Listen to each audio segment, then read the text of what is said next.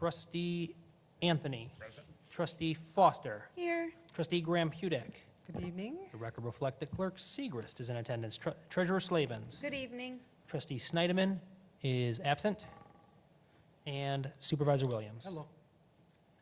Call for a motion to adopt the agenda as presented without change. So moved. Support. Those in favor of adopting the agenda as presented, state aye. Aye. Motion carries. We have one item on the agenda tonight, which is to review a new potential ordinance for the Canton Township Code of Ethics, which Clerk Segrist has led the charge with a couple of the trustees. And Mike, how about I just turn it over to you directly, and you can lead us. All right. Well, thank you, Supervisor Williams, for putting together this agenda and letting us use this study session to review. I just wanted to give kind of a historical kind of run through. If you remember, at our April meeting of last year, we did a study session on ethics in general, talked about the Open Meetings Act, talked about conflict of interest, went over some of Robert's Rules of Orders. It was conducted by our township attorney, Kristen Kolb. There were a couple of statements about needed changes to our ethics policy and areas where it was deemed insufficient. The board decided to, in that meeting, create an ad hoc committee, if you will, of township representatives. On that committee were myself, Trustee Anthony, Trustee Graham-Hudek. We started with a kind of a brief review, if you will, of some handbooks on ethics. We went over the ethics handbook for Michigan municipalities, which was a fairly extensive document put on by the Michigan Municipal League in cooperation with the Michigan Association of Municipal Attorneys. And so that was a well thought out and well-sourced legal document with lots of recommendations. We went over the model code of ethical conduct from the Michigan Townships Association.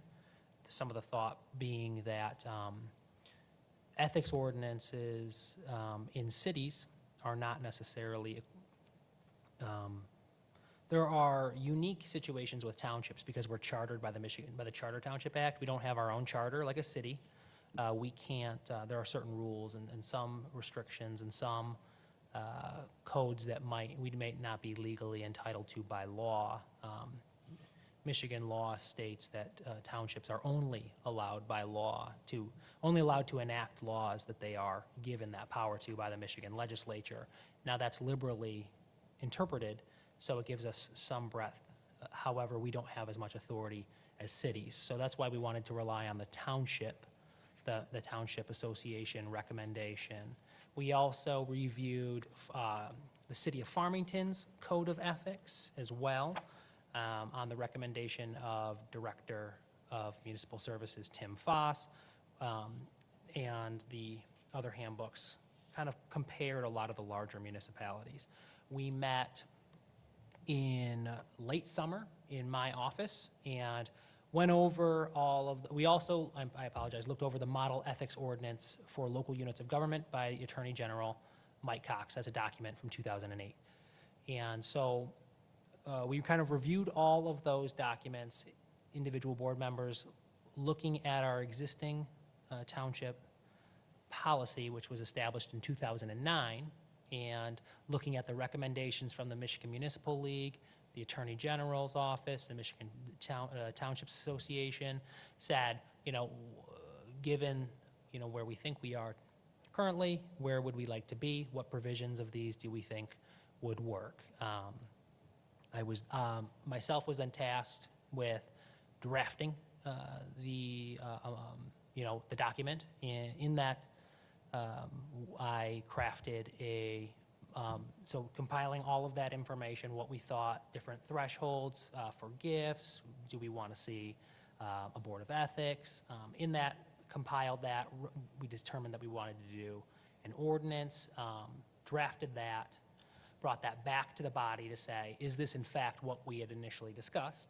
Did we, you know, so we went through line by line to make sure that everything we had talked about was included in this proposal. From there, we then provided the ordinance to Corporation Counsel, just to review the legality of a lot of the provisions. We provided it to Finance, the Finance Director, Wendy Trumbull, because there's some language about conflicts of interest, which are governed for federal contracts, for grants, that we wanted to make sure we were compliant with. We also gave that to the Human Resources Manager, Corinne Conley, for review to make sure that we weren't in violation of any personnel manuals or merit agreements or collective bargaining units, or agreements. So once we got all three of their edits, came back, made the changes, and then provided that to our Ethics Committee to see if that was what we had in fact agreed upon. That document is before the body today. Reviewed it this morning with all of the other directors from the other departments. I have a list of 13 recommended changes or additions they wanted to see. So that's kind of the history and the process that was used to get us to this point.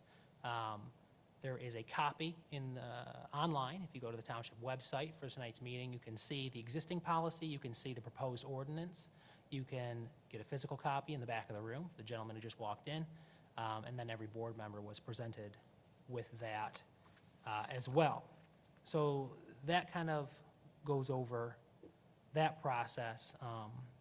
The initial discussion was, do we want to do an ordinance or do we want to do a policy? And when we looked at the MML and a lot of the existing municipalities, Canton Township is roughly in the top 10, or will be after the next census, in the top 10 largest communities in Canton Town, or in the state of Michigan. We are definitely the second largest currently township. When you compare more economically advanced municipalities, when you compare larger jurisdictions versus smaller ones, you start to see disproportionate, those who are larger, those who have more economic activity tend to have ordinances as opposed to policies. And so there was, in a lot of ways, outside of that, we had the recommendation from the Attorney General was for a model ethics ordinance. So, and then we looked at our neighbors, Plymouth Township, and last year they did an update to their existing, what was a policy, and they created a ordinance. They used as their basis the model ethics ordinance from the Attorney General as well. So we kind of looked at some of the trends. We looked at smaller versus larger, and we went with the recommendation for the chief law enforcement officer for the state. And then we discussed that was the direction that the committee wanted to recommend we go in. So that kind of brings us to where we are. Do either of you want to add anything that I'm missing, or? No, I just think we had reproductive meetings, 1 dozen donuts, and a lot of thought and effort went into it. A lot of different policies and procedures and ordinances, and I think we came up with a pretty good document. Mm-hmm. Yeah, no, well said. All right. Excellent. Okay, so then that kind of gets us through items 1 and 2. We went over the existing policy, went over the ordinance versus policy. So then item number 3 is new items, if we will. If it's okay with everybody, because I received some input from the directors as we go through these items. If there was something flagged by the directors, I was wanting to bring it up at that time. Does that sound like a good way? Yeah. If no one, okay, perfect. All right. So if we, I know everybody was emailed a copy of the ordinance, but if you have the ordinance in front of you, I was going to just start with section 2-225, which is the purpose. This is almost verbatim the purpose that exists in the model ethics ordinance from the Attorney General. The reason you have these is because whenever and the local ordinance is challenged in a court of law, they want to understand the intent behind the legislative body as to why they want to bring this forward. And a lot of this is aspirational language, but it is the intent of this ordinance is to set forth standards of conduct for public officials and to the extent not otherwise governed by applicable collective bargaining agreements, personnel policy manuals, or work rules, employees of the Charter Township of Canton. The ordinance also provides references to certain state statutes that regulate the conduct of officials and employees of local government. The citizens of the Charter Township of Canton are entitled to fair, ethical, and accountable local government that affords them full confidence in its integrity. Democratic government requires officials to comply with both the letter and the spirit of the law and policies affecting the operations of government, that public officials be independent, impartial, and fair in judgment and action. An effectively functioning public office is a public trust and may only be used for the common good and not personal gain. Public deliberations and processes are to be conducted openly unless such deliberations are lawfully closed to the public. With respect and civility, a Board of Ethics is established to hear complaints against representatives of the Charter Township of Canton and, where there is a reasonable basis to believe that the respondent has violated this ordinance, to refer those complaints for prosecution and/or a disciplinary hearing by the appointing authority. The ordinance provides for penalties for violations of this ordinance. That goes through, explains what's going to be coming down the line as we go through this ordinance. And so it kind of hints at a Board of Ethics, and that is a new concept. All right. We go through definitions, and this is going to kind of give us the ground rules for how we define things throughout the ordinance. The first is the definition for board. This is actually a recommended change from a director. This was Director Tim Foss. Wanted a cleaning up here, and I agree with him. So instead of board, means the Township Board of Ethics established in Division 3 of this article. It would say Board of Ethics means the Township Board of Ethics established in Division 3 of this article. And then I also added, and may also be referred to as the Ethics Board. And that gets into a later, just trying to distinguish between the Board of Ethics and the Board of Trustees. It can get a little bit confusing as you go through the ordinance. And I thought that that was a reasonable request. And so if everyone's okay with that, I think I'm comfortable moving forward by making that change. In terms of the grammatical cleanup, I don't even know if we need to talk about it at this level. If there's a Okay. grammatical error or it should be, a comma should be eliminated, we don't need to deep dive that tonight if we don't, if it's okay with the Sounds group. good. And let's focus on The meat? the meat and the intent of the document. All right. The second change would be under employee, we wanted it to apply to part-time employees as opposed to just full-time employees. This was initially what we had started off with. There was a recommendation that we scale it back because it was deemed excessive. However, at the review this morning, the annual disclosure statement that is going to be required will not be done by part-time employees. And so there was no concern that there's no exhaustive administrative procedure. So the directors recommended bringing it back open to both full and part-time employees. And I thought that that was okay. That was what we had initially started with. All right. Everything else, there's no other changes to any of the definitions, and those are all definitions, the definitions that are verbatim from the model ethics ordinance from the Attorney General. Yes. I do have a question. It looks like there is actually a difference in the definition of immediate family. From Okay. the original ordinance to what you have here, and it looks like the old ordinance was a little bit broader, including, it says a child's spouse or an individual claimed by that individual or individual spouse as a dependent under the Internal Revenue Code, or the parents, parents-in-law, step-parents, stepchildren, stepbrothers, stepsisters, or an individual or other persons in the same household. Is there a reason why? The initial language you're talking about is from the initial policy? Yes. Okay, and that's, yes. So in this instance, the definition from the Attorney General for immediate family means a person and a person's spouse, the person's children and stepchildren by blood or adoption who reside with that person. So what I did was I used this definition. Okay, There was no discussion over the merit to that definition as opposed to the other. So when you're looking at the policy, what you're saying is in a sense that it's more inclusive. yeah, I think it's more inclusive, and I guess the reason I noticed it was because it includes another individual in the same household who's not a child. And so for folks who are in domestic relationships who are not married, the old ordinance would seem to, or the old policy would seem to include that, but not the newer. Okay. We expanded to Yeah, try to capture every potential. Yeah. Okay, so, and I don't know if there's a reason why the AG would recommend this language as opposed to the other.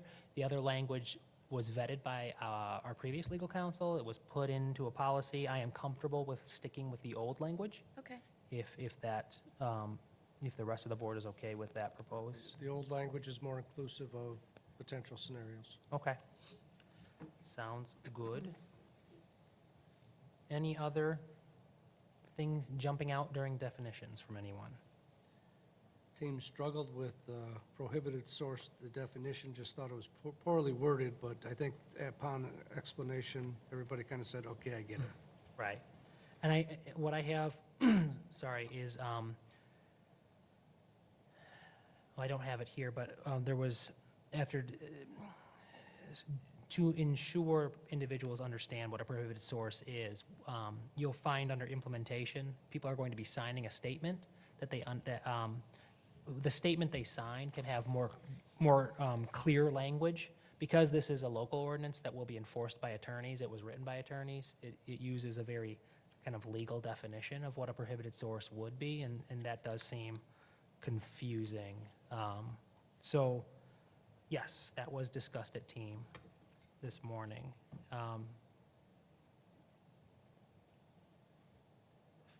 Good Okay. as is, good as is. All right.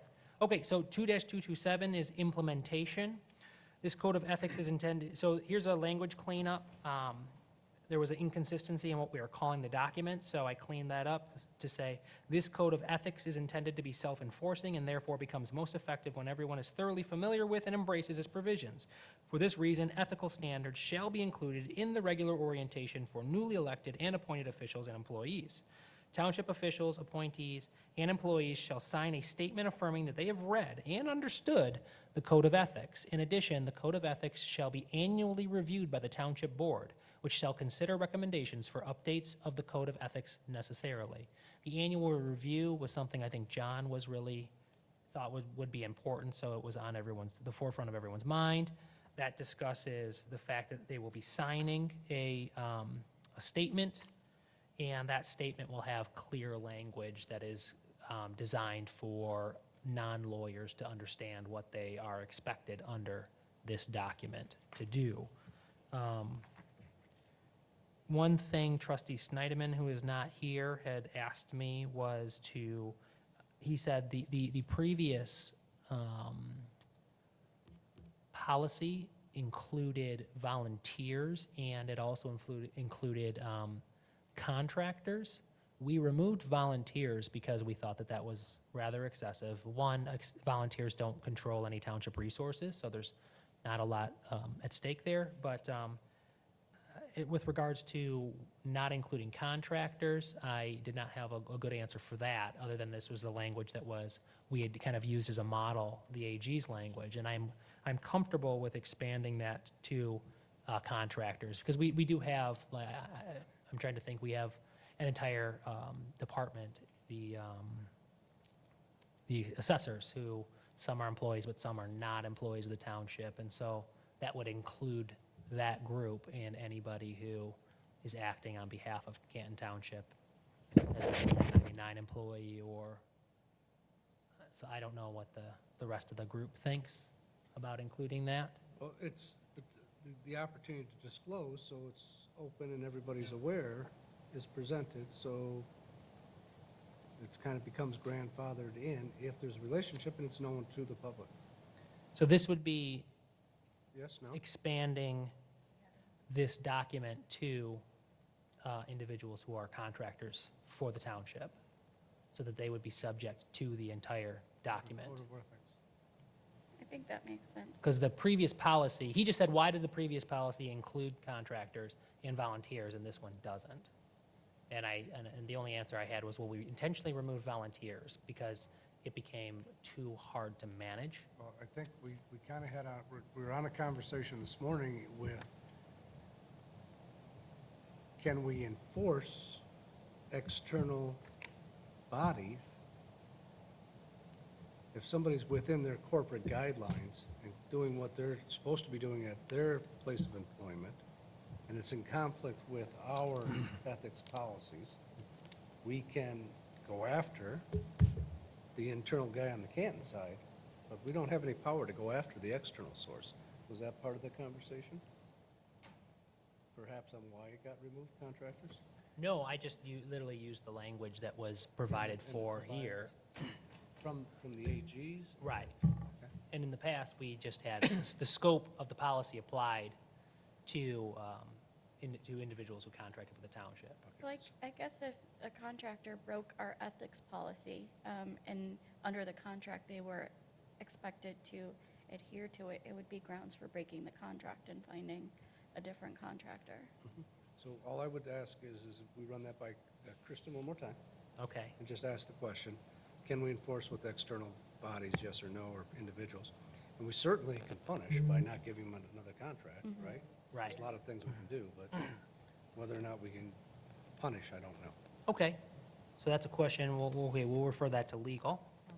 All right. Sounds good. Did everyone get, all right. So it would be reviewed annually, people would sign, and, okay. Next is the standards of ethical, okay, so Division 2 is standards of ethical conduct. So the quality of life section, section 2-228, these are all aspirational ones. This is actually a section that is exempted from the ordinance for penalties, believe it or not. So so 1 through 7 is more guidelines about how we expect the township to be run. And one is that people will be truthful and complete. That all information provided by officials and employees of the township will be truthful and complete. These individuals shall not knowingly make false or misleading statements, or not use false or misleading information as the basis for making a decision. All of this language came directly either from the old policy or from the Michigan Townships Association policy. Township officials and employees shall conduct themselves as role models for residents, business people, and other stakeholders while involved in public deliberation. Township board members shall support the maintenance of a positive and constructive workplace environment for township employees and for citizens and businesses dealing with the township. Township decisions and actions shall be intended to improve the quality of life in the community and shall consider the unique needs of the less fortunate. Because the value of independent advice of boards, commissions, and committees to the public decision-making process, members of the township board shall refrain from using their official positions to unduly influence the deliberations, outcomes, or recommendations of board, commission, or committee proceedings. This would obviously exclude boards that you are a member of, like Planning Commission or DDA. You know, obviously you have to participate. Your job to influence. Yeah. Okay, so item number 5, there was a recommended change, and which is actually good because the language is from the MTA.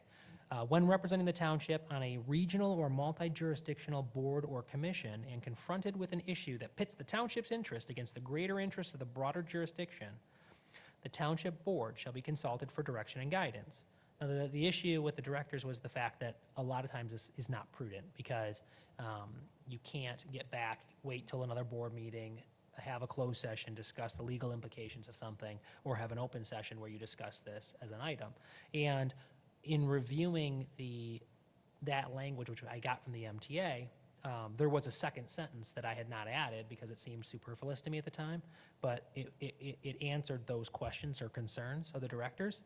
And the language said, when such guidance cannot be sought, representatives of the township must consider the broader regional or statewide implications of that body's decision and issues. And they were comfortable with that. That kind of gave them the authority to act if it's an emergency or it's time sensitive. So I don't know. And this is, again, an aspirational portion of the ordinance. This is not an enforceable portion of the ordinance, so at the end of the day. Okay, all right, number 6, the professional and personal conduct of township officials and employees must avoid the appearance of impropriety. While recognizing First Amendment rights, all should refrain from abusive conduct, personal charges, or verbal attacks upon the character or motives of other officials and employees of the township. So that's just kind of good housekeeping. Township board members shall represent the official policies or positions of the township board to the best of their ability when designated for this purpose. When presenting their individual opinions and positions, officials shall explicitly state they do not represent the township board or the township as a whole. That's language from the MTA as well. You're going to see that first section representing the official policies. There's a version of that is in the enforceable portion of this ordinance as well. You'll see that again, because that's important. Okay, this is the biggest change, gift ban, right?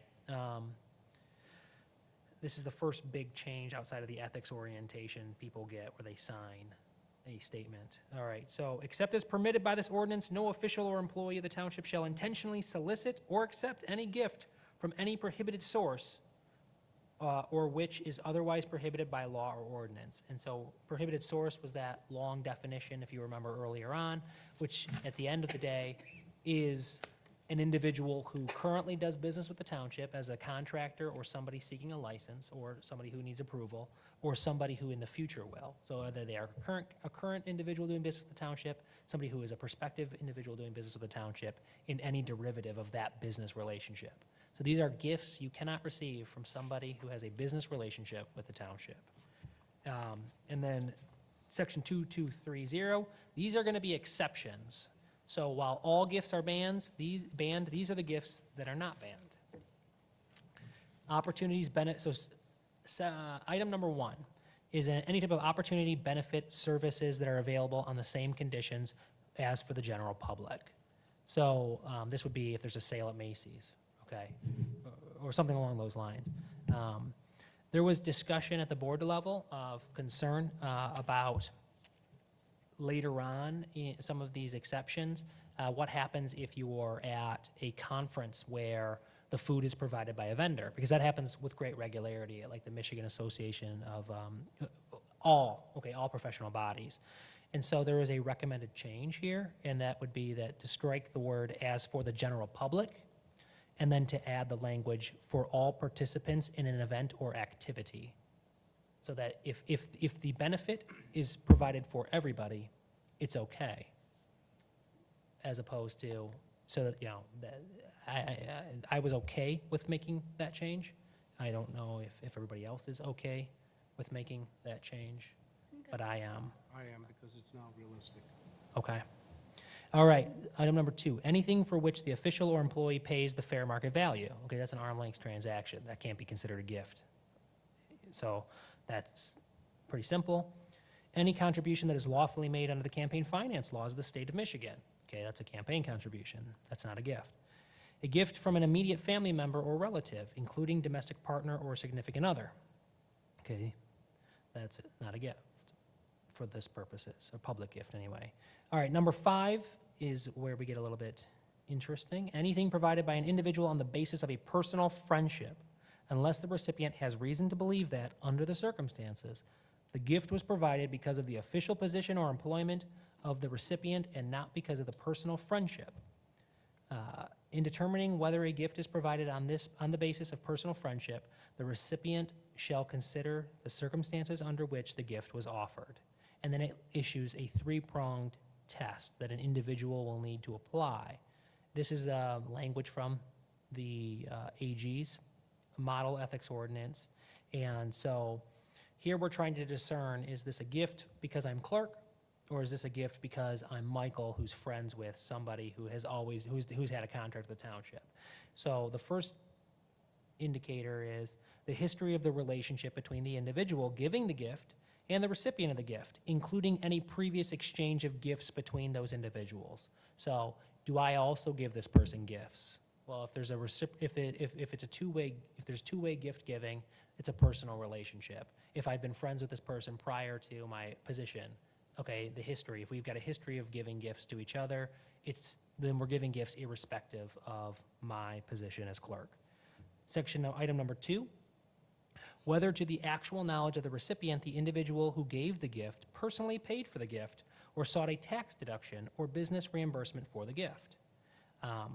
Item number 3, whether to the actual knowledge of the recipient, the individual who gave the gift also at the same time gave the similar gift to other officials or employees. So are they claiming it as a business deduction or a business expense, or do they do it for every clerk that they have a contract with or every elected official they have a contract with? If they just do it for me, it might just be because they're friends with me. If they're doing it out of their own pocket, it might be because they're friends with me. A great example, believe it or not, I was a couple of hours ago having a conversation with our economic development, Kristen Thomas, whose husband works for a contractor for the township, and he has been friends with Bob Belair for a long time. And he took Bob out to lunch. And he offered to pay for Bob's lunch as a friend because he has done that. Bob's done it for him in the past. He's done it for Bob. And Bob said, no, you work for a contractor. I can't let you do that, which is a policy of the municipal services. And he said to him, Chip said to him, I'm paying for this out of my pocket. Like, it was just, I hadn't even brought this up, but I'm listening to this story, and it went through the 3-pronged test. He's like, come on, I've taken you out to lunch a million times. You've taken me out to lunch. We've both done it. I'm paying for it out of my pocket, and I'm only taking you out because we're buddies. It's like, it literally, within a 3-minute question, it satisfied that 3-pronged test, and that was an interesting example. Now, Bob Belair is a man of great integrity, and he said no, and paid his fair share. But that would, under the ordinance, be considered a personal gift, if you will. So that was, I thought, a unique example, but of how, and that is for an individual to regulate themselves. You're discerning if it's a personal gift or not. Okay, question number 6, food or refreshments not exceeding $100 per person in value on a single calendar day in a given week, and limiting gifts from an individual prohibited source to 1 per financial quarter, provided that the food or refreshments are consumed on the premises, for which they are purchased or prepared, or catered. And then it defines what catered means, which is a pretty common definition of the term catered. Do we have an amount change here coming? Yeah, so the directors have recommended, basically the discussion around the board table was that's a lot of money, $100. So initially it was $100 per day, which was probably not practical, especially when our human resources manager indicated that that would amount to potentially $36,500 of food being bought for one individual if someone took them out to lunch every day. Now, that's an excessive or an exaggerated example. However, there was some discussions. That's why we limited it to you can have lunch provided once a week or food or refreshments provided once a week, and that one source can only do it every 3 months. But then there was still discussion about $100 being a lot of money. So, like, is anyone who's like had a wedding before, catering per person is, if you had a $100 limit per person, that's a lot. So they recommended reducing that number. They had recommended going with language that they thought existed in the policy in the personal or the employee work rules. However, there is no dollar amount in the employee work rules. So I had a conversation with Tim Foss, whose department probably receives the most amount of catered food, right? A good example is LA Bistro is a new restaurant that will be going into Canton. They brought food for the township employees. It was consumed on premises. It was, it was not an excessive amount. And so It wouldn't even be subject to this conversation. it would not be subject to this conversation, but for the recommendation from them was to go to either $25 or $50 because they thought $100 was an excessive amount of food for one, or food or drink for one lunch or dinner in a given day. I'm comfortable with dropping it down to $50. 50 is, I'm good with 50. 100's too much. 25, I don't know if it's enough. Yeah, it's 50 at my work, so. Okay, Makes sense. 50 works. Okay. That was the only issue with number 6. Now, there was also concern with, public safety is not interested in any of officers receiving anything. for, I think, some legitimate reasons. And so what I was thinking about doing was adding some language here that allows directors to be more strict Yes. if they so choose, or a way to leave it up to a director so that there's like uniformity, if you will, in this policy. To make it stricter, not looser. Well, actually, I'm sorry. We dealt with this issue with a future recommendation that's going to be coming down in 4 items. All right, okay. This is only if it's consumed on the premises or which is brought to Township Hall. So this is not for if you're out, okay, and about. Okay, this is consumed on the premises or catered, eaten here. So that would not apply to officers. Okay. Number 7, food, refreshments, lodging, transportation, and other benefits resulting from outside business or employment activities, or outside activities that are not connected to the official duties of an official or employee if the benefits have not been offered or enhanced because of the official position or employment of the official or employee. Okay, that's a lot of legalese. And are customarily provided to others in similar circumstances. So that's giving you kind of a facts test. Is it provided to other people? And then in this instance, is this from an outside business? Like if any, a lot of the trustees, right, part-time position. So you have real jobs and so, or other jobs rather. And so you go out into the world and you would be, it's not a gift if like Ford sends you to something, or if, I know you still work with the FBI, John. So if the FBI sends you somewhere, that's not a gift from the FBI, right? So anyway, that's just exempting outside business for your other employment. Number 8 exemption is intragovernmental or intergovernmental gifts. And then it goes and defines them for the purposes of this ordinance. Intragovernmental gift means any gift given to an official or employee from another official or employee of the township, so inside the township. An intergovernmental gift means any gift given to an official or employee by an official or employee of another governmental entity. And so this would be if I give, myself giving something to one of you would be exempted from the gift ban. And then if I wanted to give something to our county commissioner, or if the county executive wanted one of us to go down to a Tigers game and stay in the suite, that's an intergovernmental gift would be exempt. Okay. And that was kind of the standard, and it seemed that was consistent with every one of them, that they kind of exempted that, so that's all right. Number 9, bequest, inheritance, or other transfers at death. I think that's pretty self-explanatory, in particular because if someone is going to be deceased, they can't expect to benefit from giving you something for all intents and purposes, but anyway.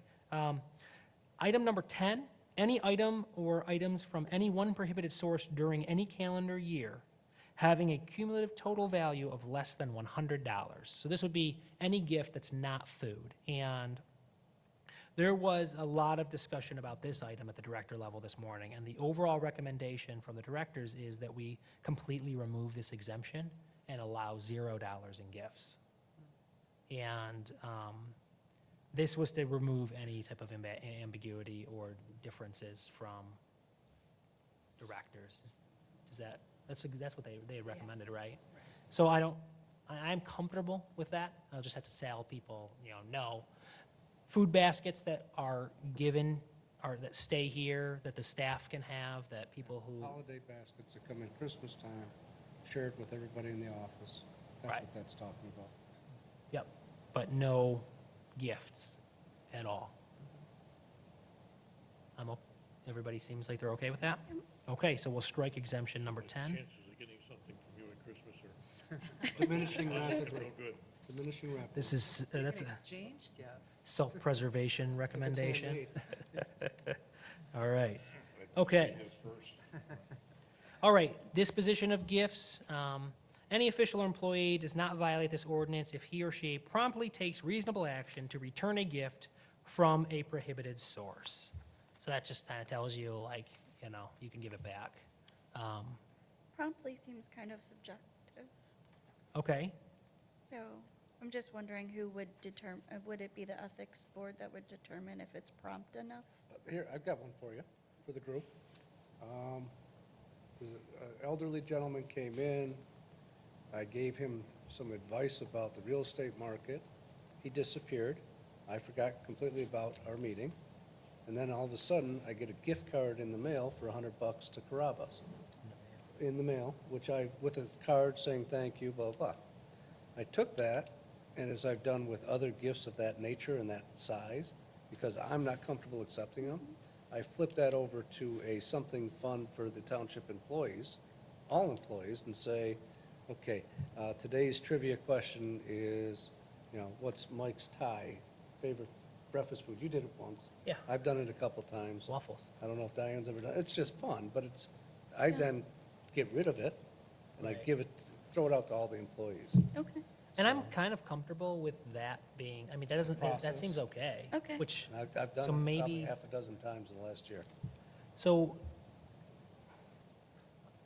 I- do we want to expand the language to allow for the disposition of a gift or whatever in another way, right? So you're giving away the gift, so if you receive a gift and you're not supposed to have it, you can give it, you can donate it. Yeah. Maybe we want to have that added here. But as far as the promptly, I mean, I can remove the word promptly if we think it's going to be an issue. But yeah, I mean, promptly would be, the plain definition in Webster's would be what a court or the Board of Ethics would decide promptly means. I'm not that hung up over the word. I just have a history of writing policies, so I think of stuff like that. Yeah, no, I understand. And it says he or she, Takes and reasonable I'm going to cut that language out and put they, just for the future, because I like to have gender-neutral Yeah. terms inside Okay, but you our can ordinances. also eliminate the word promptly and just say, they take reasonable action. Take reasonable action. Yeah, okay, we'll do that. Return the gift from. Now, when source, I mean, Or donate to. I think, like what Pat said, it's a good thing, but I guess if you think of things taken to an extreme, could this be taken to an extreme? Car. Yeah, Like, yeah, where somebody comes in and, oh, here's a car, or here's $1,000, and, do we look at that too? okay. I think that would be a pretty clear violation of this policy on every level and would almost probably be borderline on criminal. Yeah. And Yeah. we would call in the Michigan State I think Police that or the would be- FBI to do an investigation. But what is that limit, though, I guess? Or how do we determine that limit? Yeah, a car, $1,000 is, but, or someone saying, hey, can you, bring over a whole bunch of food or something and give it to us, and then we'll donate it, or bring over this and we'll donate it. Food, we already talked about food, but something else, some large gift that, Well, we've already said that gifts can't be over a zero amount. So if you donate a large gift, that's clearly a violation. Well, right. And in this instance, it's not going to the intended person, right? So the gift isn't going to the person who has, For quid pro quo Right. Right. action. so this is for official action. So like the building official who oversees building licenses, or his staff who oversees the speed at which building, like a building permit gets issued, they can't receive a gift. And, we who vote on contracts can't receive gifts, right? And so in this instance, if someone was trying to do a pay-to-play, or like here's a gift, it's not going to its intended source, right? So either you give it back to them if you can, but in the instance where you can't take reasonable action to return the gift, or it might be excessive to try to find the person, mail it back to them. In this instance, you're giving the gift to a random person, right? Who's not the intended recipient, who's also probably not a person who would have the judicial ability or the ability to determine a contract or a license, and they probably won't even know who they got it from. It's been a $100 gift certificate, it's been a couple bottles of wine, it's been ride the float for the art band parade, ride in the float, which a couple of our employees did and had a blast doing. What else? I don't know, what did you do? I don't remember. You did something, it was fun. Oh, those were tickets to an event. Yeah, so it's- Oh, they were the pancake breakfast tickets or something. along So those that was low lines. value. relative Yeah, to those the are low low. value. So you're- Excuse me, So you Kiwanis pancake breakfast is high value. They were good. so you guys think if it were a large thing, it would be covered somewhere else then? Well, it'd be kind of obvious if it was a large Yeah, that ticket would- item. Yeah. That would be a violation of, Okay. So we can add that they be donated, the language, and you've still got to kind of exercise reasonable action to try to return the gift. So, yeah, it's a car. You know, don't, yeah, we can't give a car to an employee. It's crazy. If you guess Michael's hair color, you get the car in the lobby. That's right. All right. Confidential information. Okay, there is some recommended cleanup here. Because, okay, the initial language is, a public official or employee shall not divulge to an unauthorized person confidential information acquired in the course of employment in advance of the time prescribed by the Board of Trustees for the Charter Township of Canton for its authorized release to the public. And the issue here is, I don't think we've ever met to authorize the release of confidential information, and the directors were asking about whether or not that language actually made any sense. Yeah, there's a whole And- lot of what-ifs, information that Right. I don't have, nor should I have. Yeah. There's information you guys don't have, nor should you ever have. And Yeah. there's stuff that by the time we do a board action, everybody knows it, so. So their recommendation was, a public official or employee shall not divulge confidential information acquired in the course of employment, period. That's pretty straightforward. And I'm comfortable with that change. Because you know, Yeah. if we ever do say, yeah, you can disclose it, it's no longer confidential. Right. A prime example, we just recently did a real estate deal, that if the seller of the property would have known we were the buyer and what our walkaway was, there's no way we would have gotten the deal we'd gotten. And that's exactly what I thought about when I read this. Yeah. clause. So Exactly. it's- Okay. That was a good one. Yeah, for sure. And that's intended to, I mean, you don't want to, we get a lot of information about potential business projects that are coming into the township, especially planning department and engineering. And if they, it's really important that they not notify potential affected parties, who could benefit financially from information that is not public. So that was the thought process there. Personal opinion, section 2-233. This is where we added that language. An official or employee shall not represent his or her personal opinion as that of the township. And I think that's pretty clear and very important.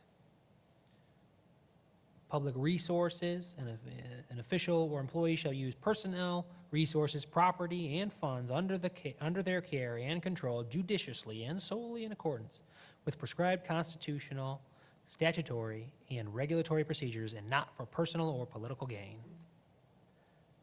It's the taxpayers' money, it's just reiterating that. Personal profit, this gets a little bit sticky here, and it's very legalese, but a public official or employee shall not engage in a business transaction in which they may profit from their official position or authority or benefit financially from confidential information which they have obtained or may obtain by reason of that position or authority. Instruction which is not done during regularly scheduled working hours or when taking paid time off shall not be considered a business transaction pursuant to this subsection if the instructor does not have any direct dealing with or influence on the employing or contracting facility associated with his or her course of employment with this township. So that's a very long statement that basically says people who are employed full-time by the township cannot engage in private enterprise while they are being paid by the township, and they can't use township facilities that they oversee for their own personal gain. So Greg Holmberger cannot use the summit to try and, if he wants to rent space from the summit, he would have to rent it the same way everybody else would. And he could not conduct a class in the middle of a day and charge money for it personally. That's kind of the thought process there. Just, A lot of conversation, but in the end, everybody got it. yeah. And so we will clean up, there was a request that language specifically about instruction and teaching, that be cleaned up so people have an idea of what they're agreeing to when they get hired here. I thought that was a reasonable request. Okay. Incompatibility and conflicts of interest. This language is exactly from the law the Incompatible Offices Act, and the Michigan Constitution, and the Michigan Conflict of Interest Act as well. So that's just pretty clear that, and this literally just states what the law is.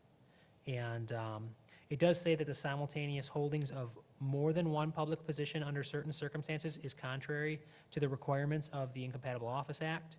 However, the simultaneous holding of certain public positions is permitted where specifically authorized by the Michigan Constitution of 1963 or state statute. So that's just telling you, Planning Commission / trustee, right, not a problem. okay. Personal and financial interests. This is, okay, except as provided in section 2-238, which we will get to next. An official or employee shall not participate in the negotiation or execution of contracts, making of loans, granting of subsidies, fixing of rates, issuance of permits or certificates, or other regulation or supervision related to an entity in which the official or employee has a financial interest, personal interest, or a fiduciary duty. For the purpose of this ordinance, fiduciary duty means the responsibility to act on behalf of a beneficiary as a director or executive board member of a corporation, for profit, or otherwise. So that's saying you can't vote on something where you have a conflict of interest, except for the next section. And this is verbatim the language that comes out of the State Conflict of Interest Act. And this allows for an exemption. And this ordinance shall not in any manner, I don't really want to read all this, No, you I'll don't be have to. honest. It's all verbatim. Okay, Everybody read through it, nobody had heartburn with all right, language. perfect. And that gives a process, if it's needed for a quorum, that gives a legitimate process for how you can vote. And in that instance, you would have to sign an affidavit that explains the conflict, and that would go in the minutes, and that is, it conforms with Michigan law. Now, that is not allowed for federal contracts, and that's why we added subsection 5 at the bottom. That is the only organic portion of that section. That is the part, or not inorganic, that's the part we added, and that's where I just took the uniform administrative requirements from the federal circular, which is needed for maintaining our federal grants. We can, under no circumstances, vote for federal grants on issues where there's a conflict. They don't allow that. And that was done in practice 2-3 years ago when we were appropriating housing and urban development funds for the elevator and the Partnership for the Arts facility, where former trustee of the Partnership for the Arts and current trustee at the time, Yeah. Pat Williams, No, Yak and Snyderman well, Yak Snyderman and you, for a period. all recused yourselves from the decision and did not vote. So, and you signed letters, and that was entered appropriately. So that was a good example of where you do that for federal grants. All right. Political activities of public employee or public official. Employees of local units of government running for office. Okay, this is stating, this is language that is covered by the Political Activities by Public Employees Act, that basically says you can't have your staff campaigning for you during their time. There are, the state legislature follows this to a great degree. I would say other local municipalities, some of them might not, but there's you're not supposed to have your staff campaigning for you while they're working. Now, the activities permitted by this act shall not be actively engaged in by a public employee during those hours when that person is being compensated for the performance of that person's duties as a public employee. Complaints may be filed with the Michigan Department of Energy, Labor, and Economic Growth. So if there is an issue, there is a regulatory authority, and they are responsible for an issue there. Violation of the provisions of this act by employees and appointed officials are subject to appropriate disciplinary action up to and including termination by the appointing authority. Violations of the ordinance are also subject to the sanctions listed in this article. Okay, Michigan Campaign Finance Act. Complaints about campaign finance law goes to the Michigan Department of States, the Bureau of Elections. That is their job, that would not be enforced through this ordinance either. This is an area where there was some heartburn.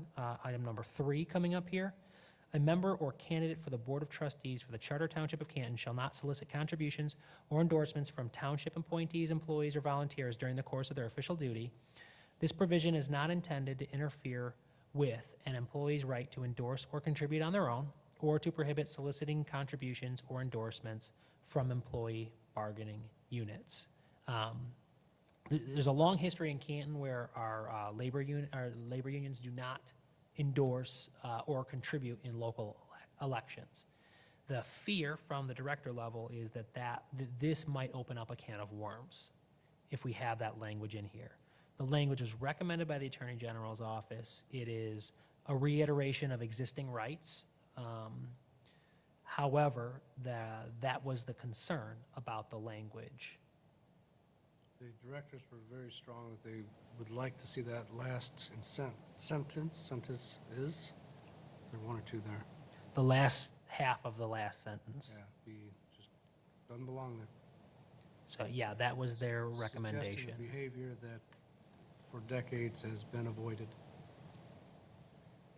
And I've shared with the full-times my concerns of what happens in neighboring communities, and it would be a shame to see that happen in Canton Township. Right. I mean, there's a fair point there. I mean, I think there's a lot of wisdom to that not happening, right? I think Plymouth, Individual employees can do as their Correct. union, what they want to do according to campaign state law. right, Already, so. Right. But, I mean, this just kind of solidifies letting people know that, if they want to. And They can, again, the directors but not were during strong in working their, the hours or- directors were strong in what they were requesting. So I would like everybody to take that very seriously into consideration, please. Right.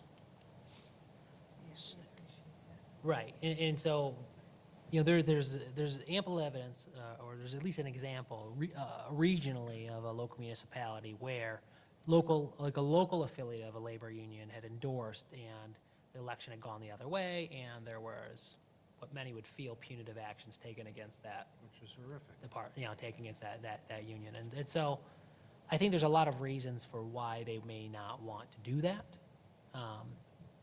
But it's their right to do so. for me, I was comfortable with, this ordinance is pretty clear stating to, especially local officials, one, we can't solicit endorsements for employees at the township, but that they have a constitutional right to endorse, and that right additionally extends to the collective bargaining unit. So I was comfortable with that language in there, but it was pretty unanimous from the directors that there was a discomfort with that.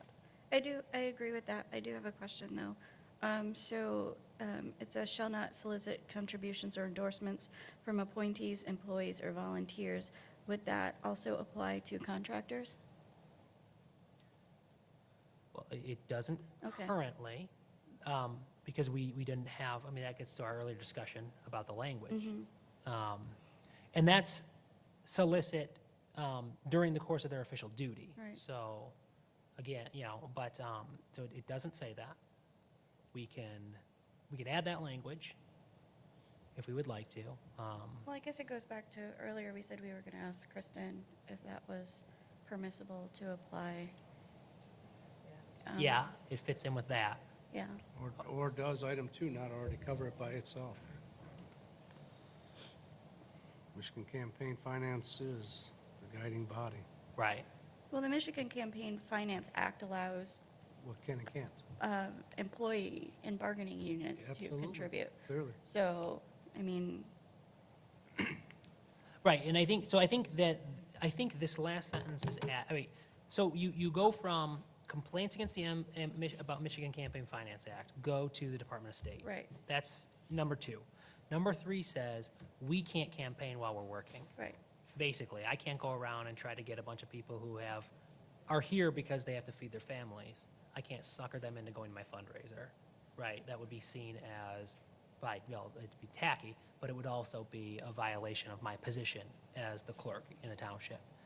But I think, my assumption is the reason they added that last sentence in the model ordinance is they want it to be clear, while you can't go out and solicit these things while you're working, this is not going to infringe upon anyone's constitutional rights. And that's part of the reason I'm comfortable with that language. But as a matter of Right. Then, but you get to the issue. We can pin it and think about it, right? Go back through Cole. Okay, We don't have Okay. to make any final decisions Right. tonight on anything, guys. all right, This is a study session. Yeah. sounds good. Okay. Number 4 is a reiteration of other parts. Township resources shall not be used for political benefit in accordance with the Michigan Campaign Finance Act. A knowing violation of Section 57 of this act is a misdemeanor offense according to, and then it gives us the section. Anti-nepotism. You know, we have an anti-nepotism policy, but relatives of any elected official are disqualified from holding any appointed office or employment during the term for which said elected official was elected. This section shall in no way disqualify such relatives or their spouses who are bona fide appointed officials or employees of the township at the time of the election or appointment of said official to elective board or commission office. In the event that an employee's relative is elected to one of 3 full-time positions, so that would be supervisor, clerk, treasurer, that employee shall not be in direct reporting relationship to the full-time elected official. Pretty simple. Yes. Representation before a governmental body. An official or employee of the township shall not represent any other person in any matter that the person has before the township when the official or employee appoints or otherwise supervises the board, commission, official, or employee responsible for handling that matter.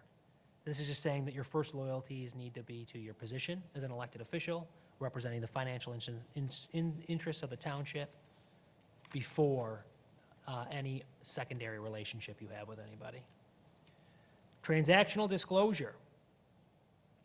Whenever an official or employee is required to recuse themselves under this ordinance, remember there's a recusal if there's a conflict of interest, they shall immediately refrain from participating further in the matter, promptly inform their supervisor, if any, that would be the board here for us, shall promptly file with the Board of Ethics and clerk of the township a signed affidavit of disclosure disclosing the reason for recusal.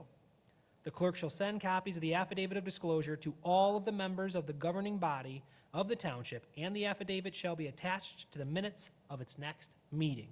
And I added that form I put the packets in front of everybody.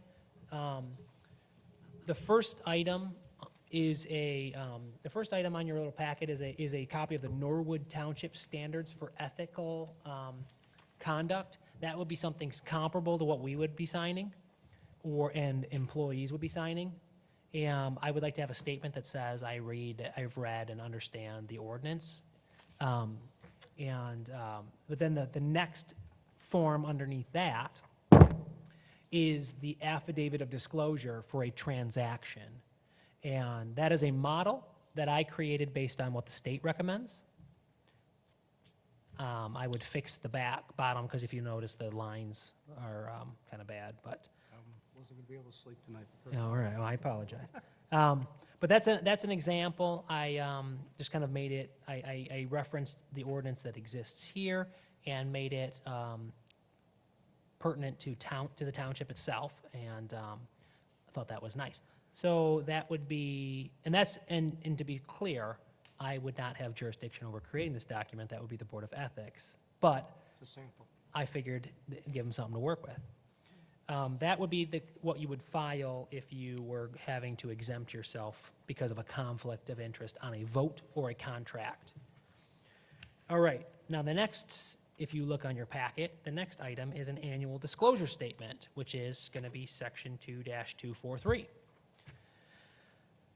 And the ordinance states under subsection 1, the following elected and appointed officials and employees shall file an annual disclosure statement. Township supervisor, township clerk, township treasurer, township trustee. There's a recommended language change here for item E. It says directors of departments and managers of divisions. I'm sorry, it says directors and managers of departments and divisions, and they want to change it to directors of departments and managers of division. And I was okay with that because they know more than me when it comes to that kind of stuff.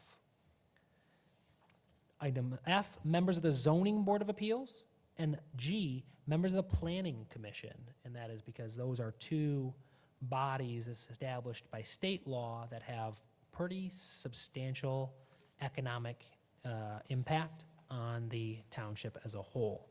Those would be the individuals who would have to file an annual disclosure. The annual disclosure statement shall disclose the following financial interests of the official or employee or their immediate family in any company, business, or entity that has contracted with the township or which has sought licensure or approvals from the township in the 2 calendar years prior to the filing of the statement.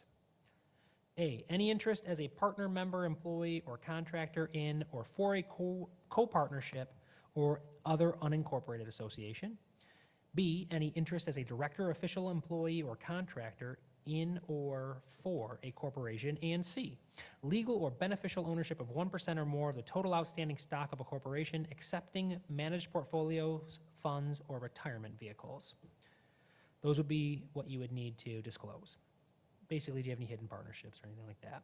The annual disclosure statement shall include a summary listing each business transaction with the township involving a financial interest described in this section of the township this section of the township official or employee and/or the immediate family of the official or employee during the 2 prior calendar years. So you've got 2 years. You would need to have any financial, and that's only for if you meet the requirements of A, B, or C for a company that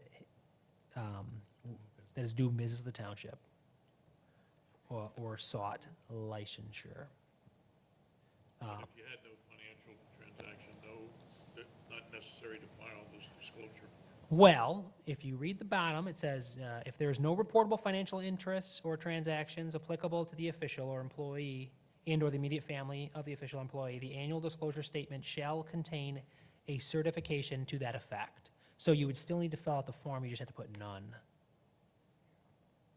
You just file it. Yeah, you just wrote none.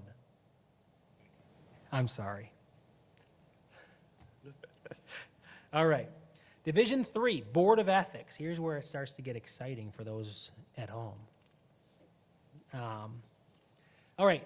First and foremost, we're establishing a Board of Ethics, because what good is this ordinance if nobody's looking at it and following along? There is hereby created a board to be known as the Board of Ethics of the Charter Township of Canton. The function of the Board of Ethics shall be advisory and investigatory, and it is not empowered to take direct action against any person or agency. The Board of Ethics shall be comprised of 3 members. One of whom shall be appointed by the Township Board. 2, one of whom shall be appointed by the Township Supervisor. 3, one of whom shall be appointed by the Township Human Resources Manager. So 3-member body, 1 by the board, 1 by the supervisor, and 1 by an unelected official. No person shall be, all right, and then the model for this came from the state Board of Ethics, because they have the president of the Senate, or I'm sorry, not the president, what is it called, Diane? The person in charge of the Senate, the Senate Majority Leader? So they have to, they appoint 1, the governor appoints 1, and then the director of personnel for the state. Right, so. All right, no person shall be appointed as a member of the Board of Ethics who is related, either by blood or by marriage, up to the degree of first cousin, to any elected official of the township, nor shall they be employed by the township. No more than 2 members of the Board of Ethics shall belong to the same political party at the time such appointments are made. Party affiliation shall be determined by affidavit of the person appointed. So they are going to self-ascribe to their political party. They will tell us what their political party is. Members shall serve without compensation. Members of the Board of Ethics shall either reside or own a business inside the geographic boundary of the township. We want them to have a cultural understanding of what the norms of Canton are. Township Corporation Council and the Human Resources Manager shall serve on the Board of Ethics as ex officio members without the right to vote. So they are there to guide the board along. The first section, organization, is pretty standard. That's how we established our HDC. I cribbed that language almost identical to that, which is just, it creates they are appointed to 3-year terms. However, the first appointments will have to be staggered. One will have to be 1 year, one will be 2 years, one will be 3 years, so that you have them appointed every year. They, I'm sorry, slow you down. I'm pausing right now with the Township Corporate Council. yes. I need to think about that some more. I do. Okay, so the rationale, and the thought process here is the, And that they can be advisors to the group, but not a voting member. correct, and yes, and the reason is that the Attorney General and the Director of Personnel for the state of Michigan serve on the Board of Ethics ex officio without a right to vote. And so I thought they want someone there with who can be a legal advice, and then they want somebody there who understands the personnel or the employee. Maybe this is the role for that prosecutor Well, so to come in to help. my As opposed to corporate counsel, because corporate counsel's a little closer to the day-to-day events in the building, right, and I'd like to remove that out if we could. okay, let's keep, well, and my concern would be I if, think if, that somebody do pro bono, if- sharply asked. so if the, well, we also have a memo from Prosecutor Demopoulos talking about some criticisms he has with the process, and so, or at least some insights he has into the process, and I would maybe run that by him, because if he's concerned about the separation of powers between the executive, the legislative, and the judicial branch, and he has said that his position would be the administrative branch, the judicial would be the court, and we would be the legislative branch. I wonder if he would be concerned about being a member of the executive branch, participating in a judicial decision, or in a legislative decision, which would be the Board of Ethics. So that seems contrary to his rationale as to how you segregate or how you separate the delegation of duties. So Let's take we'll a- have to bring that yeah, up to him. Because everybody, it's hot off the press this afternoon. Yeah, Um, I haven't even read everybody it. hasn't even read Read it, the right? first page. Yeah, so Clerk Segris Yeah, has not even had the opportunity to read all right. that, so Yeah, because I didn't think he was saying that so much, but if you're going to look at it again, I just thought he was looking for a special prosecutor. But, yeah, read it again. and we're going to tie it into this conversation. So maybe, okay, so We'll pin that later in another discussion. that sounds good. Okay, I've highlighted that. All right, organization. All right, yeah, so we're through that. At the first meeting, they're gonna draw straws, basically. They will elect a chairperson who's gonna be responsible for calling calling the meetings. A quorum is 2 board members. And that's official action requires an affirmative vote of 2 board members. So you need a 2/3 majority to vote on anything. The business of them, that shall be conducted in open meetings, so it'll be posted in accordance with the Open Meetings Act. Removal, so the Board of Trustees may remove members if they are incompetent, if they neglect of duty or malfeasance in office after service on the board member by certified mail, return receipt requested of a copy of the written charges against the board member and after providing an opportunity to be heard in person or by counsel upon not less than 10 days' notice. Midterm vacancies shall be filled by the human resources manager. And we just want to make sure that we are affording these people due process if we decide that they, can't do, that we remove them in a way that is legally. Board of Trustees over Board of Ethics, got it. Yeah, so we can remove a member. That's good. All right. Powers and duties. The Board of Ethics shall have the following powers and duties: promulgate procedures and rules governing the performance of its duties and the exercise of its powers. And that's where it has the authority to create these forms. Upon receipt of a written and signed complaint against an official or employee to investigate, conduct hearings and deliberations, issue referrals for disciplinary hearings, and refer violations of this ordinance or state or federal criminal statutes to the attention of the Township Board with a request for the filing of the appropriate criminal prosecution or civil infraction enforcement. The Board of Ethics shall, however, act only upon the receipt of a written complaint alleging a violation of this ordinance and not upon its own initiative. So there needs to be a complaining party, not unlike a court of law. All right, 3, to receive information from the public pertaining to its investigation and to seek additional information and documents from officials and employees of the township. To request the attendance of witnesses and the production of books and papers pertinent to an investigation. It is the obligation of all officials and employees of the township to cooperate with the Board of Ethics during the course of its investigations. Failure or refusal to cooperate with Ethics Board's requests shall constitute grounds for discipline or discharge of appointed officials and employees of the township. The powers and duties of the Board of Ethics are limited to matters clearly within the purview of this ordinance. So they are only authorized for this section of the ordinance, this ordinance. All right, we're getting to the end. The complaint process. All right. Complaints alleging a violation of this ordinance shall be filed with the clerk of the township or the human resources manager. And that is in case I receive a complaint against me. It would be awkward for somebody. It might be a barrier for someone to want to complain if they know they're going to have to give it to me or my staff. So the thought was to create a second avenue if somebody wants to complain. The clerk or member of the clerk's staff shall attend the Board of Ethics meetings and act as secretary. Within 5 business days after the receipt of a complaint, the clerk shall send by certified mail a notice to the respondent that a complaint has been filed against them, together with a copy of the complaint. Within 5 business days after receipt of a complaint, the clerk shall send by certified mail a notice of the confirmation of receipt of the complaint, together with a copy of the complaint to the complainant.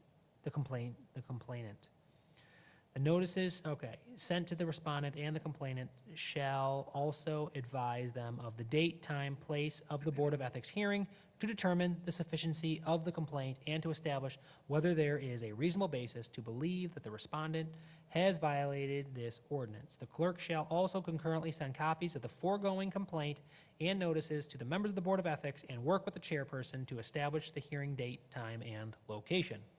So here I am acting as secretary, making sure that, 1, people are notified that their complaint has been received and they are given a copy of it, giving notice to the person who has been complained against, and giving notice to the Board of Ethics and setting a hearing, all within 5 days.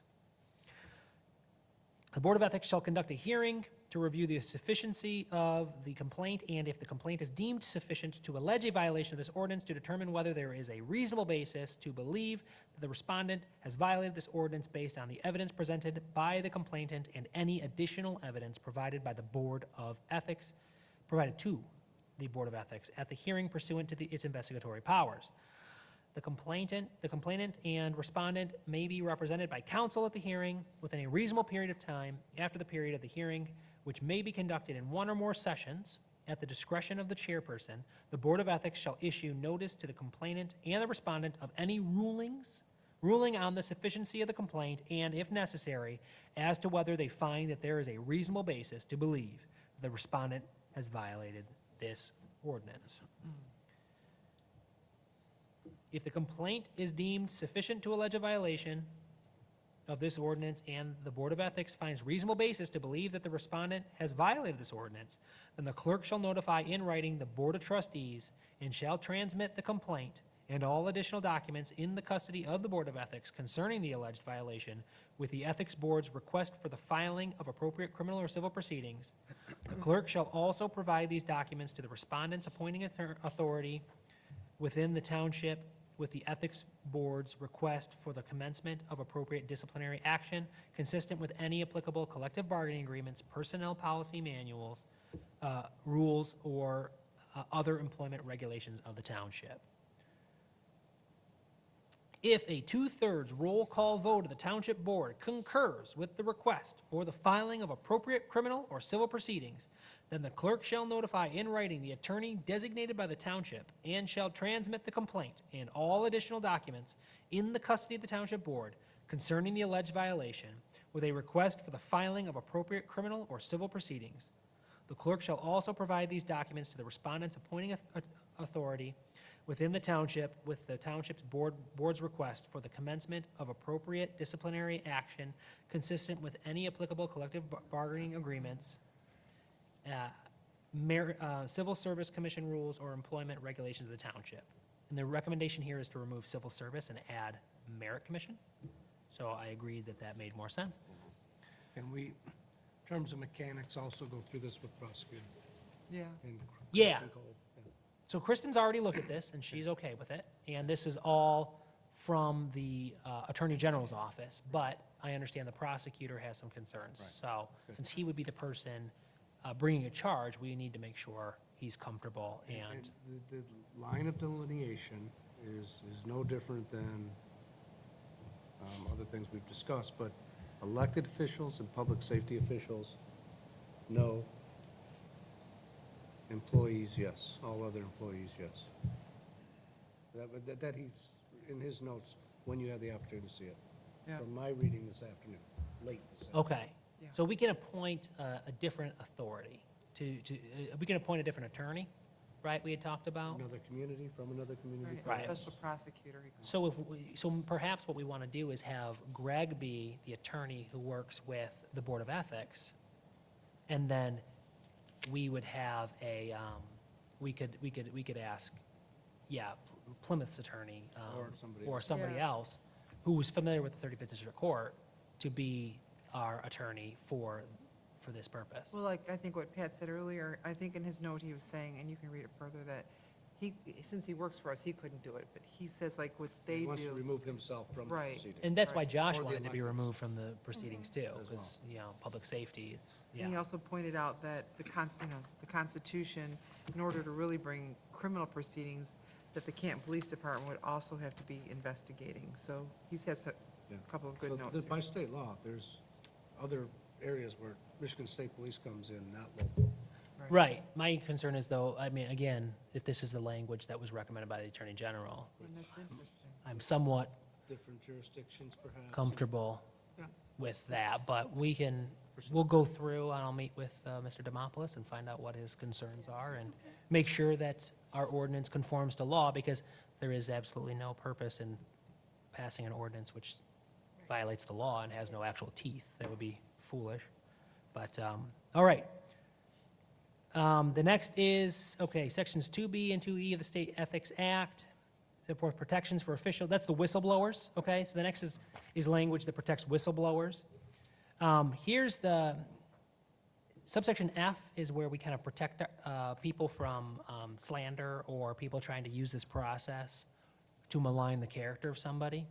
Any person who files a complaint alleging a violation of this ordinance, knowing that material information provided therein is not true, or that information provided therein was made in reckless disregard for the truth, may be subject to a fine of up to $500, as well as the reasonable cost incurred by the township in investigating the complaint, and the reasonable costs incurred by the respondent in responding to the complaint. So this gives people the ability, this is a disincentive for people to try to use this ordinance inappropriately or file false complaints with people because they have issues with them. There are some communities where people do that for a living. I would not be shocked. Should there be any language as to how the chairperson is selected? So, yes, let's go back to the establishment. If you go to organization, which is so section 2-245.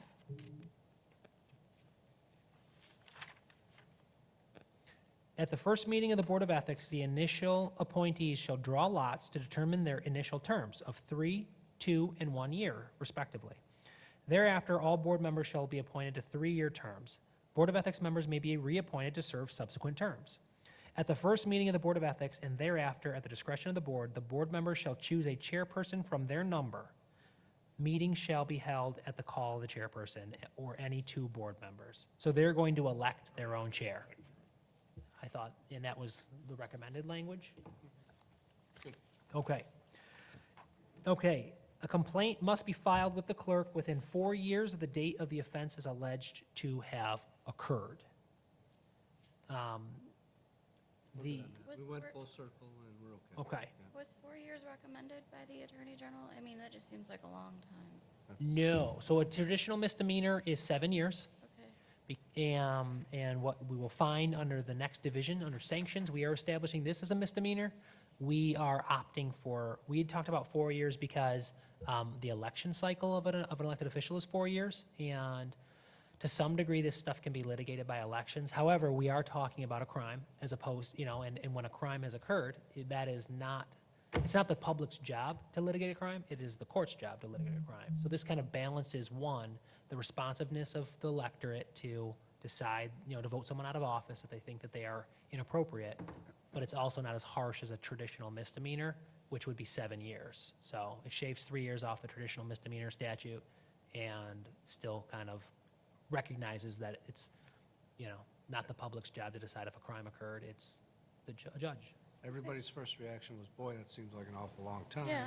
And, one group goes out, new group comes in, now they're gonna go after the old group. That was my Sure. fear, concern. But in the end, everybody kind of, once Mike explained, like he just did, 7 versus 4, it's actually less. Okay, It's fine moving with on. me. Right. And there's a $500 fine if somebody brings a frivolous complaint against somebody else. Yeah. Okay, sanctions. Here's the teeth. All right, section 2-249. Sanctions shall not be construed to diminish or impair the rights of an official or employee under any collective bargaining agreement or personnel policy manuals, nor the township's obligation to comply with such collective bargaining agreements and policies. And this was important because at the end of the day, the whole time Human Resources, Corinne Conley was very concerned about, would employees be, are we affording due process to employees? Because, punitive thing, whenever you want to punish an employee, there are agreements, manuals, all that stuff is spread out. And so we wanted her to realize that we are not superseding what she has put together and how to regulate employees and how the protections for employees that exist. So we're not interested in superseding that. So the next section, state statutes cited in this ordinance contain criminal penalties and civil remedies that apply, as provided in those statutes, to the conduct regulated by those statutes.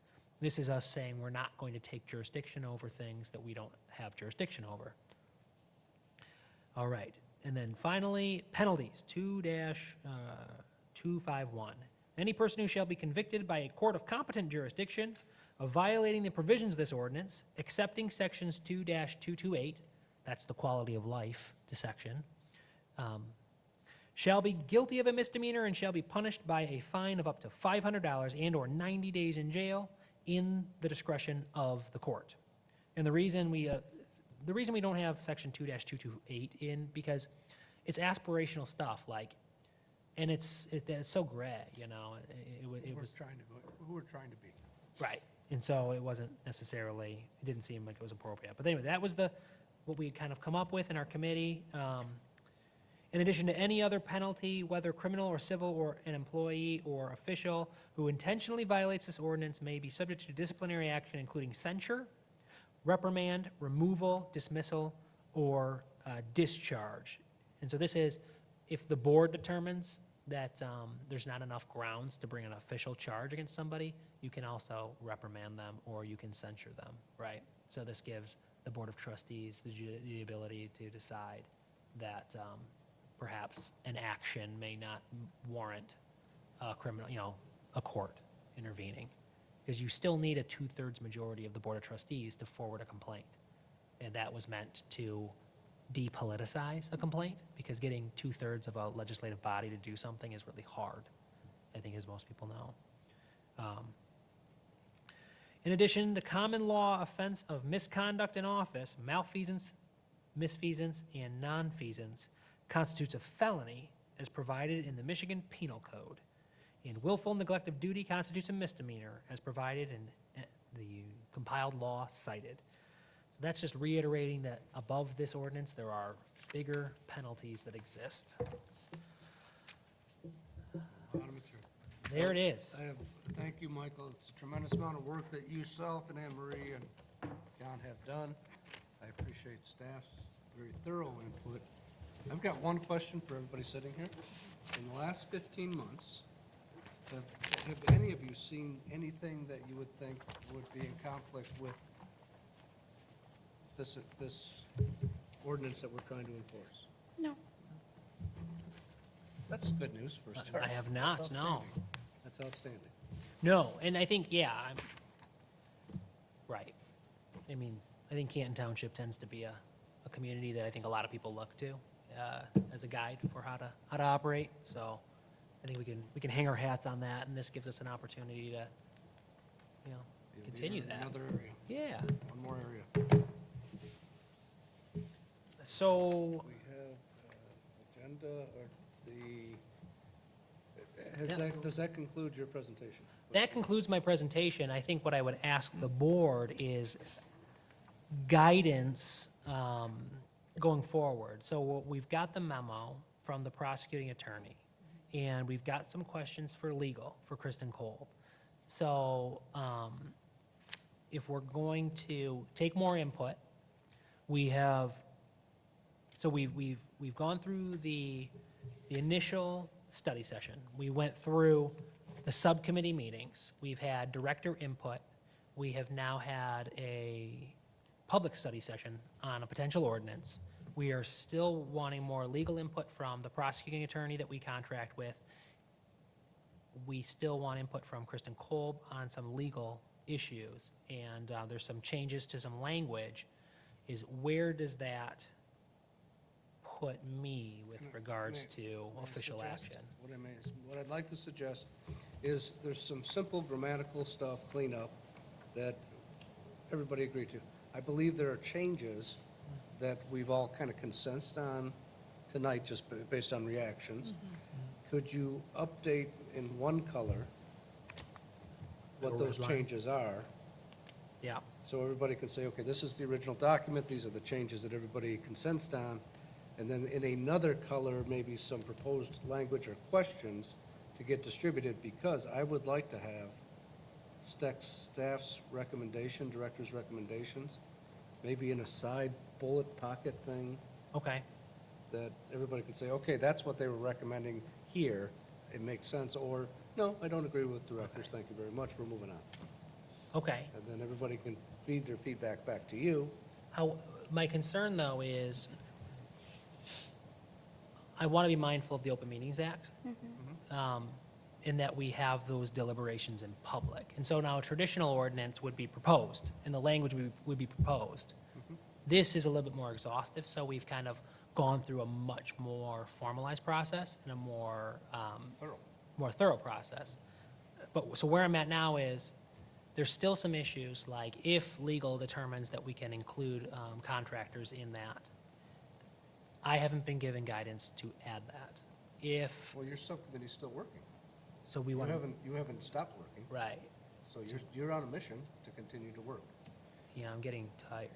I'm getting ready to You're land close. this plane. You're Is it- close, you're close. Is it possible, during a board meeting or another study session, if you get information, like let's say next Tuesday, you know, you find out more information from the prosecutor or Kristen, you could give us a short update, during our. At the end, when we do board comments? Yeah, Okay. and then just kind of, Okay, that way we can, We got a long meeting coming next week, but yeah, yeah, we can do we it. can. sure.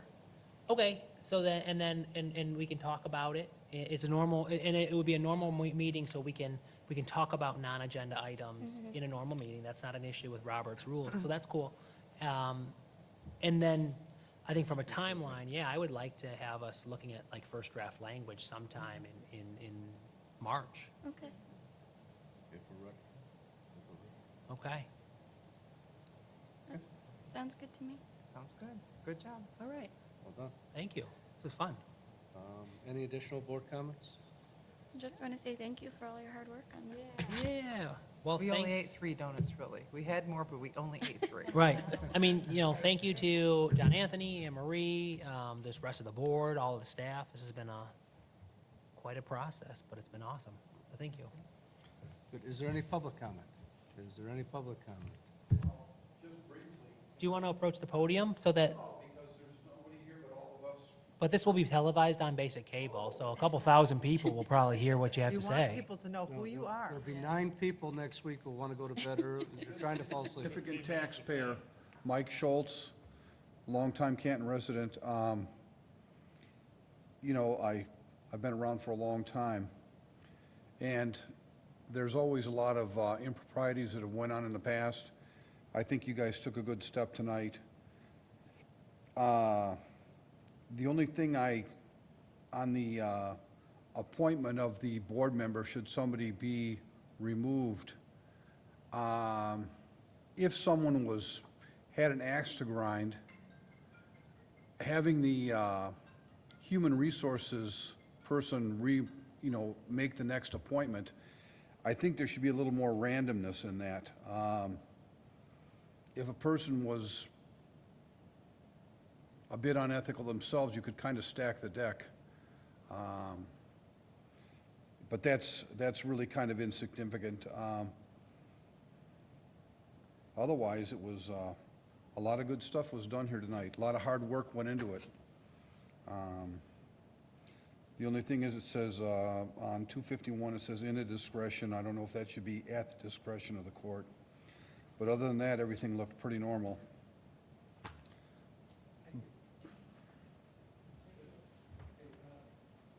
Motion to close? So moved. Support. Those in favor say aye. Aye. Meeting ended. Thank you, guys.